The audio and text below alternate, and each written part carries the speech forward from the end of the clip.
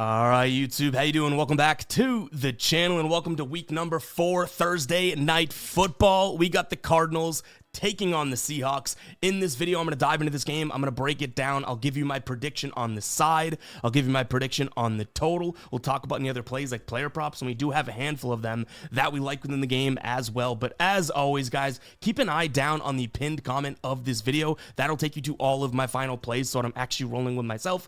If that does interest, if you do want to fade me, all of that absolutely free down in the pinned comment. All right, YouTube, how you doing? Welcome back to the channel. I tell you guys I'm a dummy all the time. They don't suck. They've just been sucking. Get them down to -3, 4 more juice than Jose Canseco in his prime. Tell me you're new without telling me you're new. So don't go jumping down my throat in the comments, right? If you want to fade me, or if you do want to ride me, this still leaves a bad taste in my mouth, right? And remember, more chins, more wins.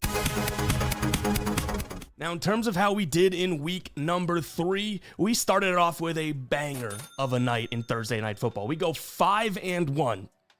We gave a decent amount of back right on Sunday, going 2-5. Luckily, and I guess it was luckily, we end up slightly profitable on Monday Night Football. So yeah, that week was kind of up and down. And when I say kind of, it literally was up and down, up slightly. We end up leaving the week 3 at up 0.49 units, which I'll take. Up a half unit, just about, sure. But man, oh man, does that Sunday leave a bad taste in my mouth. We cashed 2+ money plays at the very least. But still, we're definitely owed that womp womp that I dropped. And the guppies, the haters, were out and about in the comments there. But you know what? That means you're doing something right, right? They don't boo nobodies. But that was last week. We are here to talk about this week, and we're starting it off with the Seahawks and Cardinals game here. Before we do dive into it, guys, hit that like button, hit that subscribe button. You guys have absolutely been crushing in terms of support so far to start the NFL season, and I sincerely thank you. Go ahead and let me know your favorite plays down in the comments as well. I'm eager to jump on board and take a peek at some of the plays you guys are rolling with, and maybe I'll jump on board and ride with. But even still, I tell you all the time, you're not just letting me know your favorite plays, you're letting a ton of other people that are looking for plays in the comments, you're letting them know the plays and good angles to come from as well. So go ahead and drop your favorite plays down in the comments. But let's talk about this one. I had mentioned we have the Cardinals and the Seahawks playing. Now, I think a lot of people are sitting there being like, I don't know about this game, or this is one of the worst primetime matchups, I guess, that we've seen so far this year. And while I get where you're coming from, I think this will actually be a really good game, and I think I like a lot of the spots that we're going to focus on in today's video. So that's the good news, right? Right now we got the Cardinals at 1.5 points in terms of being favored at home. That totals at 43.5. We have the Cardinals coming in at 2-1, as are the Seahawks. Though the 2 wins for the Cardinals, I don't know if I'd say are as great of quality as the Seahawks, but at the same time, they have 2 mutual opponents, right? They both crushed the Saints, and they both lost close to the San Francisco 49ers. The thing that differs them in terms of their strength of schedule so far, I guess I would say Pittsburgh was the Seahawks win, and then the other win for the Cardinals was the Panthers. So that might be neither here nor there, but figured it would be worth mentioning. We do have some crucial injuries in this one. Most notably, James Conner is out for the Cardinals. They definitely have some banged up offensive linemen as well. You know, Paris Johnson, Evan Brown, and a ton of guys that are questionable on the defense, including Will Johnson. Seattle, they also have some injuries too. I mean, a few different offensive linemen are questionable here in terms of their defense. Leonard Williams and Witherspoon, like some big names. So we want to do our own due diligence throughout the week. If you're watching this now, keep an eye on that injury report. And if anything kind of impacts the spots that you're looking at, just make sure to do your due diligence. Let's go ahead and start with the Arizona offense against the Seattle defense, shall we? So Kyler Murray is going to see a pretty fair share in terms of mixed man versus zone coverage, which is really important to note because over on our Guy Boston Sports dashboard, which I'll explain how to get in just a little bit if you do like the look of it, you can see here, if he gets a split of zone and man, that's pretty important because he's really good against zone, and these are this year's numbers now, and he really does struggle against man. Now, you might be thinking, okay, that's only 3 weeks. What does that have to tell? This pretty much mirrors what, Kyler Murray has done, definitely last year and throughout his career as well. So really important to note that, yeah, if he sees some zone looks, that may be the opportunistic times for him to be able to capitalize. But I have a feeling Seattle, knowing that they can play man, might toss a bunch at him. The biggest thing I do want to note is the pressure and blitz for Kyler Murray. If we scroll down here and take a peek at the pressure and blitz rate for Seattle, you'll see they're 6th in terms of frequencies. They're pressuring the quarterback at the 6th highest rate in the NFL right now. no bueno for Kyler Murray, right? 53.8% completion percentage. His interception rate goes up to nearly 8, minus 10.6 when it comes to his EPA, expected points added. So that ain't all that great for Kyler Murray, right? On top of that, they are 4th in terms of quarterback hit percentage, top 10 in clean pocket burst percentage, 7th highest in check down percentage. So yeah, Kyler Murray may not be in the best of situations. That being said, if I want to give them a little bit of credit now, this could be because they're opponents, but they're 5th in terms of fewest pressures to the quarterback offensively. So offensive line may be holding up. I might want to chalk that up to the fact that their schedule so far hasn't really seen a Seattle, defense or anything like that. But just wanted to know. Now, if we look at them on the ground, right? So again, just to kind of recap the passing game, Kyler Murray, if you see some zone looks, I think he'll be okay, but more often than not, I think he's going to get pressured, and I don't think it's the best spot for him. On the ground, how's that going to look? Because now we don't have James Conner, who is supposed to be, the bell cow type running back here. Really hasn't been all that great this year, and nor has this running attack from Arizona in general. Now Trey Benson gets the workload. He's more of like a pass catching back, I would say. But to me, this is a spot in which Seattle might just eat them up. I don't see how Arizona runs the ball too well against this squad. They have the 5th worst success rate in terms of offensive run success rate, 3rd worst yards before contact, bottom 10 in explosive run percentage, middle of the pack in EPA, yards per carry, and DVOA. But Seattle, 3rd best in terms of defensive yards per carry against the run, 2nd best EPA, 7th in terms of DVOA, 6th in success rate, 9th in yards before contact, and they hold the lowest explosive run rate percentage in the entire league through 3 weeks. So, yeah, I can't exactly see Trey Benson in this run attack doing too much. So we'll talk a little bit more about the Cardinals offense when we get to the player props, because I'm kind of scheming around that. But overall, if they're going to move the ball and if they want to keep this game close, and again, they're favored in this game, this is going to come down to Kyler Murray and whether it's his legs or his arm. I think that that's going to be where the focus is for this Cardinals offense in general, because I don't necessarily see a lot of action coming from them on the ground. Real quick, guys, before we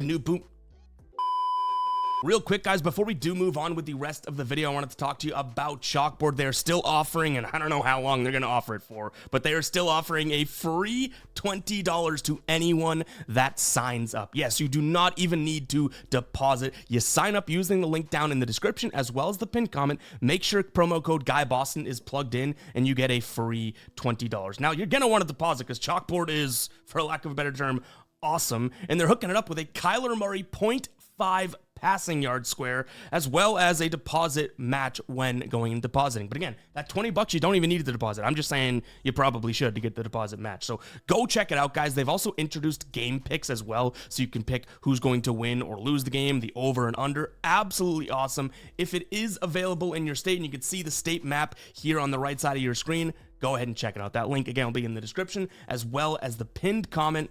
Go sign up with Chalkboard and use code GuyBoston. Now let's get back to the game.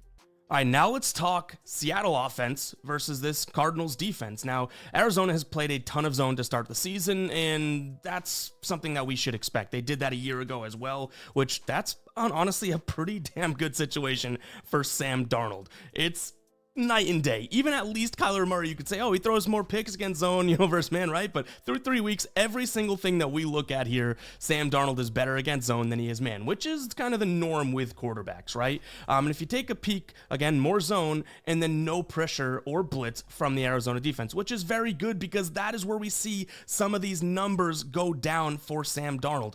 But we shouldn't expect that, right? We should just see zone defense with not much pressure, which so far has led to a Sam Darnold over 80% completion percentage overall. So this is good news if you like the Seahawks, if you like Sam Darnold to move the ball here.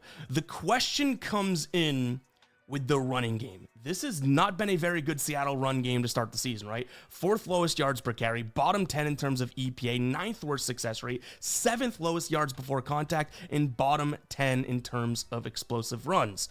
Now, they've obviously been going up against, a couple good defenses, San Francisco, Pittsburgh, but they did play New Orleans, didn't really run all that well against them.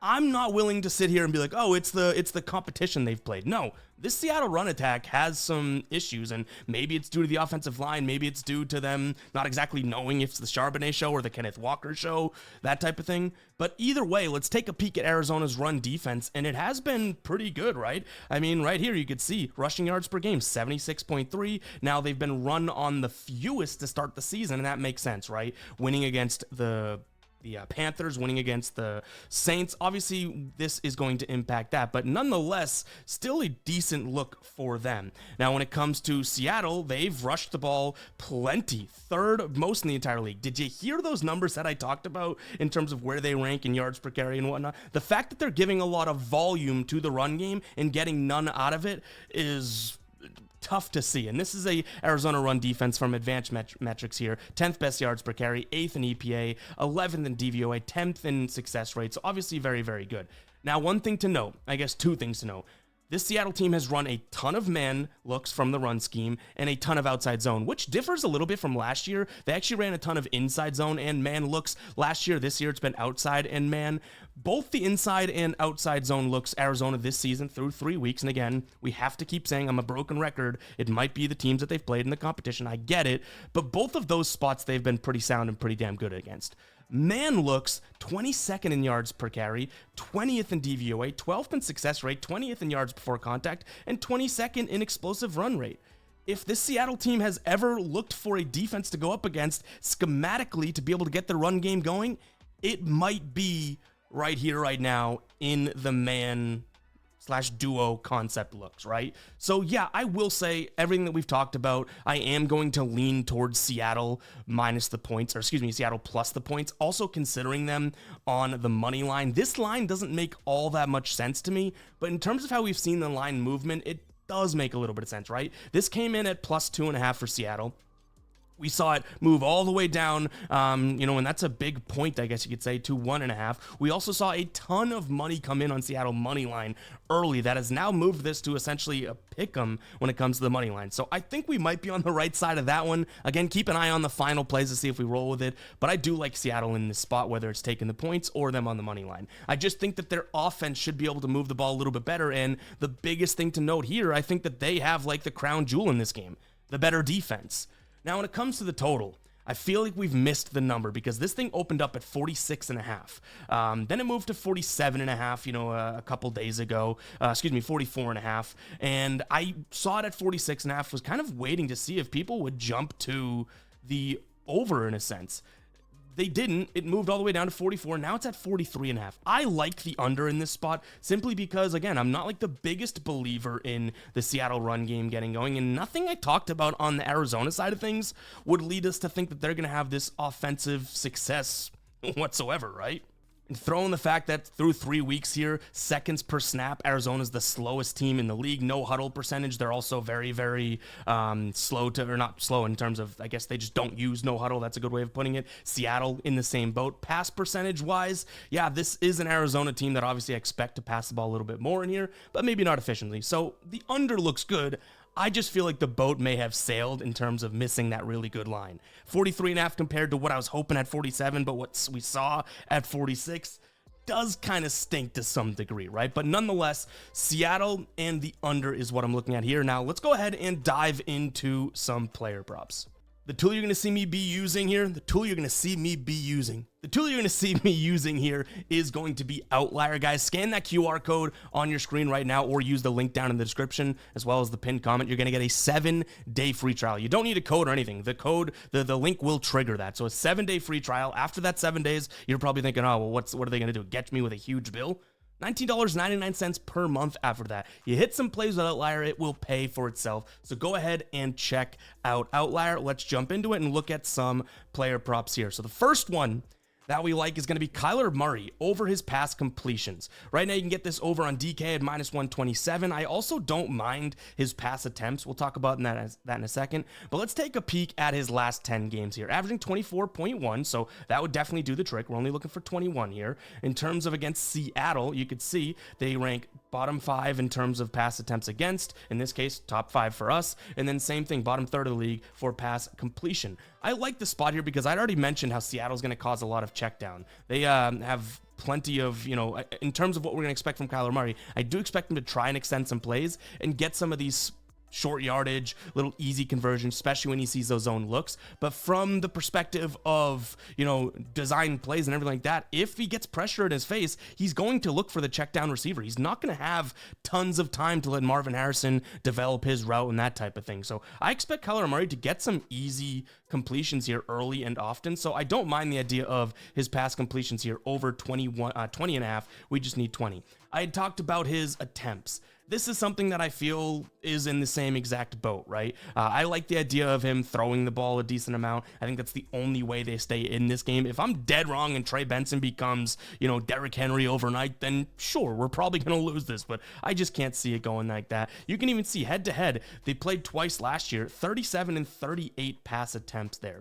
I like this spot, and honestly, it's moving up, so if you can still snag it at 30 and a half, I think this is a good look. Do I mind it at 31 and a half? No, not at all. Who's he going to throw to? I think Trey McBride could be a really good look here. Highly targeted when it comes to zone, but also when he gets pressured and in some short yarded situations. In terms of short throw frequency, he has like a 30% target share. So if we're drawing up schemes mid-game and everything like that, because the Seattle team's applying so much pressure, I don't mind Trey McBride grabbing some balls, and getting 60 yards. Now, a lot of his line here is around like the 62 and a half line and stuff. The fact that we snagged and are able to snag over on DK at 59 and a half, I think is huge. He's done this in 2 of his 3 games, and check this out. Last 2 games against Seattle, 133 and 70. They also allow plenty of receptions to the tight end and receiving yards to the tight end. One thing to note here too, and I think that this is very valuable to note, right? So if we look at his receptions line, over 5.5 is at minus 170, heavily juiced, minus 200 on some books. His normal in terms of this year, and then we'll look at obviously, what he did last year and stuff like that as well, right?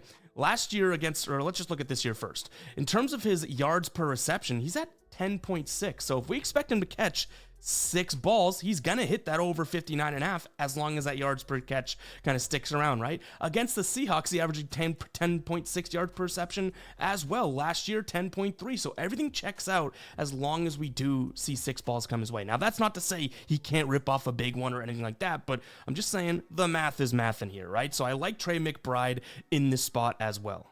Now, I also want to take a peek at another Trey, and we already mentioned him a couple times, but Trey Benson on Arizona.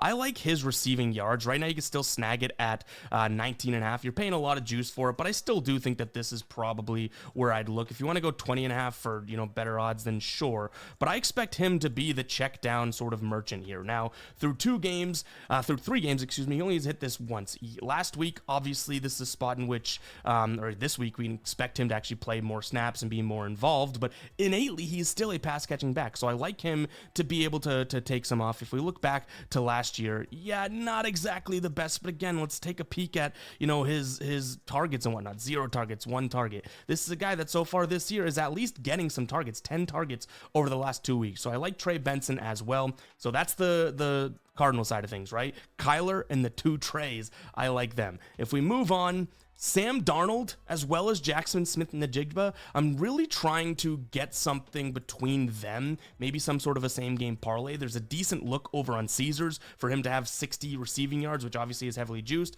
and Sam Darnold to also throw 1 touchdown pass. I do like the look of that, but ultimately, I really just want to kind of fit these guys in some way, shape, or form. Smith-Njigba, I think, may be one of the best spots overall. This is a guy that has just absolutely crushed zone so far this year, and I've already talked about Arizona playing a ton of zone. When he played, Arizona last year, 77 and 82, and that was without Sam Darnold. So I think we have a big play at some point here. In fact, what is his long reception?